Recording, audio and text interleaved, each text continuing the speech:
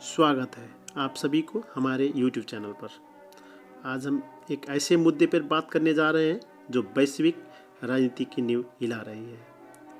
कल्पना कीजिए, दुनिया की सबसे बड़ी महाशक्ति अमेरिका अपने ही सबसे करीबी दोस्तों यानी नाटो सहयोगी को धमकी दे रही है, और वजह सिर्फ एक द्वीप ग्रीनलैंड। राष्ट्रपति डोनाल्ड ट्रंप ने एक ऐसा दांव खेला है जिसने कोपेनहेगन से लेकर पेरिस तक सबको हैरान कर दिया है। उन्होंने नाटो के सदस्य देशों पर भारी टैरिफ लगाने की धमकी दी है ताकि डेनमार्क पर ग्रीनलैंड बेचने का दबाव बना जा सके। यह सिर्फ ज़मीन का टुकड़ा नहीं है, बल्कि कूटनीति की एक बिसात है। क्या ट्रंप ग्रीनलैंड हासिल कर पाएंगे या ये नाटो के अंत की शुरुआत होगी? चलिए विस्तार से समझते हैं। ग्रीनलैंड के लिए अमेरिका की दिलचस्पी कोई नई बात नहीं है।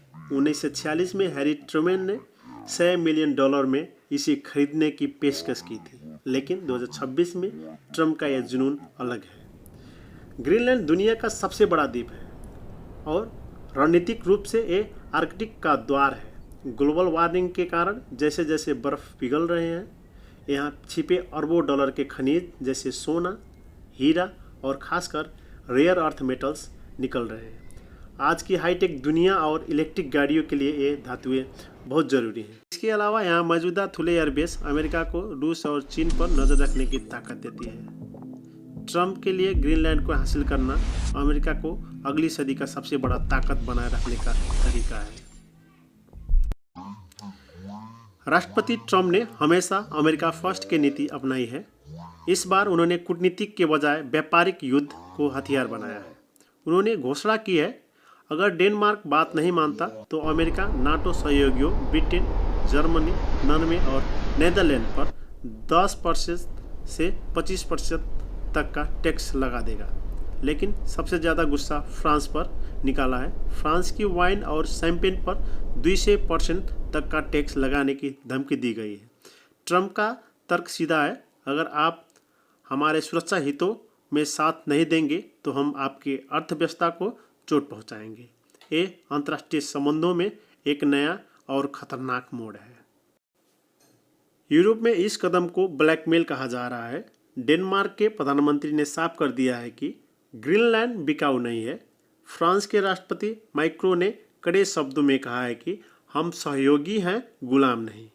माहौल तब और बिगड़ गया जब ट्रंप ने मैक्रो का एक निजी संदेश लीक कर दिया। यूरोप अब एकजुट हो रहा है। नाटो जो रूस के खिलाफ बनाया गया था, अब अपने ही अंदरूनी झगड़ों में उलझ गया है। विशेषज्ञों का मानना है कि ट्रंप के इस कड़े रुख से यूरोप और अमेरिका के बीच दशकों पुराना भरोसा टूट सकता है। इस पूरी बहस में सबसे महत्वपूर्ण है ग्रीनलैंड के लोग। ग्रीनलैंड एक स्वशासित क्षेत्र है। यहाँ की आबादी लगभग 56,000 है, जो अपनी संस्कृति और पहचान पर गर्व करते हैं। ग्रीनलैंड के प्रधानमंत्री का कहना है, हमारा भविष्य हम खुद तय करेंगे। हालांकि कुछ लोग सोचते हैं कि अमेरिका के आने से निवेश और नौकरियां बढ़ेंगी, लेकिन बहुसंख्यक आबादी इसे अपनी संप्रभुता पर हमला मानती है। क्या उनकी मर्जी के बिना ये सौदा संभव है? अंतर्राष्ट्रीय कानून के मुताबिक किसी देश के हिस्से को उसकी जनता की इच्छा के विरुद्ध नहीं खरीदा जा सकता। ट्रंप की जल्दबाजी के पीछे एक बड़ा कारण रूस और चीन भी है। रूस ने आर्कटिक में अपने पुराने सैन्य ठिकानों को फिर से सक्रिय कर दिया है।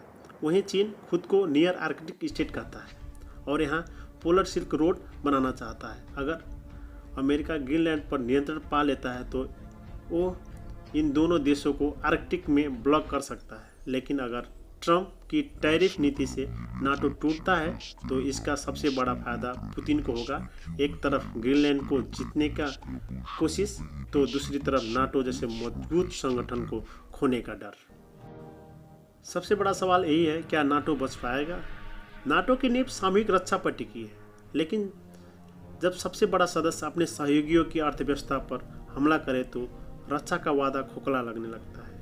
अगर ट्रंप पीछे नहीं हटते तो हो सकता है कि यूरोपीय देश अपना खुद का एक अलग सैन्य संगठन बनाने की दिशा में कदम बढ़ाए।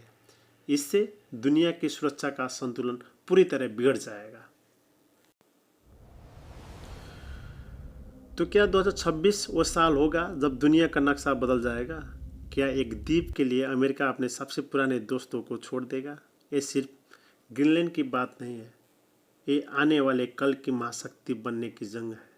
आपको क्या लगता है, क्या ट्रंप की ये जिद सही है या एक ऐतिहासिक गलती साबित होगी? कमेंट में अपना राय ज़रूर बताएं और हमारे चैनल को सब्सक्राइब करें। धन्यवाद।